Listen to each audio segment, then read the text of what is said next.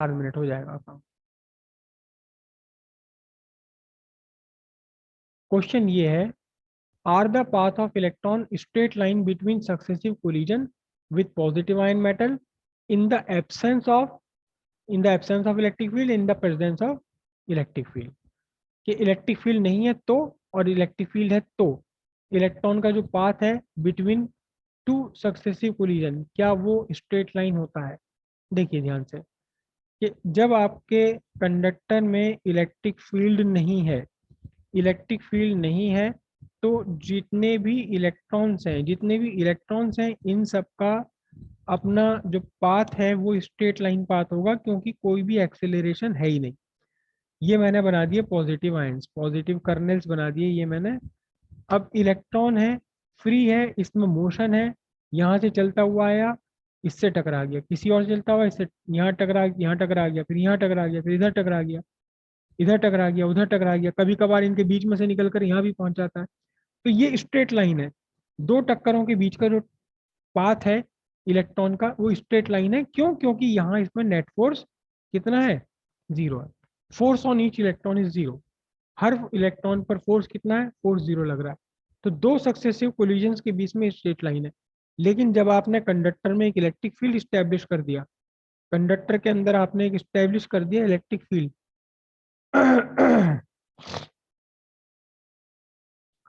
ये आपका कंडक्टर और ये आपने एक इलेक्ट्रिक फील्ड यहाँ स्टैब्लिश कर दिया। तो अब आप ध्यान से समझना, देखो मैं सिर्फ दो कोलिजन्स के बीच की बात कर लेता हूँ। एक ये पॉजिटिव आयन है, एक ये पॉजिटिव आयन है।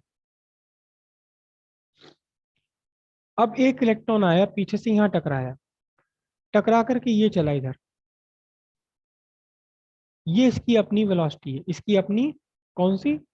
Thermal velocity. लेकिन जब इस पे थर्मल वेलोसिटी है तो इस पर एक एक्सेलरेशन, ये इसका थर्मल थर्मल वेलोसिटी है v वेक्टर, और ये आपका हो गया एक्सेलरेशन वेक्टर a वेक्टर। ठीक है। तो अब इस पर दो वेलोसिटीज है, दो वेलोसिटीज है। एक इसकी अपनी थर्मल वेलोसिटी है v वेक्टर, और दूसरी वेलोसिटी कितनी होगी? u plus A T. A T vector कहाँ होगा? a into T, acceleration into time, तभी तो वेलोसिटी बनेगी ये।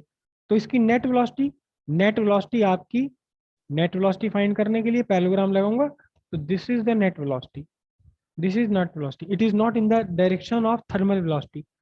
तो थर्मल वेलोसिटी से ये घूमता चला जाएगा अपनी नेट वेलोसिटी की तरफ को।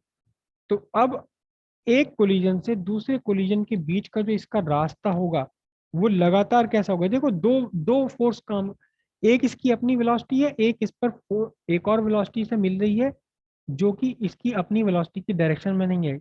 याद कीजिए वो प्रोजेक्टाइल मोशन जैसा ये बन जाता है, तो यहाँ से अब इसका पाथ ये बन जाता है पैराबोलिक। स्ट्रेट लाइन नहीं है, पैराबोलिक बन जाता है बिटवीन टू सक्सेसिव कोलिजन। कब? जब आपने एक इलेक्ट्रिक फील्ड स्टैब्लिश किया हुआ है। अगर इलेक्ट्रिक फील्ड नहीं है तो दो कोलिजन के बीच में सीधे सीधे स्ट्रेट लाइन बनी रहती है। वहां से रिलेट करो इसे जो आपने प्रोजेक्टाइल मोशन किया था। तो प्रोजेक्टाइल मोशन में पैराबोलिक पाथ था, तो वही वेलोसिटी भी है, और वेलोसिटी से किसी और डायरेक्शन में फोर्स लग रही है, तो कुल मिलाकर पाथ पैराबोलिक होता है, स्ट्रेट लाइन नहीं होता, या सिंपली कहो कर्व होता है। पैराबोलिक हो या कुछ और हो, लेकिन वो कर्व होता है मोशन। क्लियर है इतनी बात? इससे आगे हम कल डिस्कस करेंगे।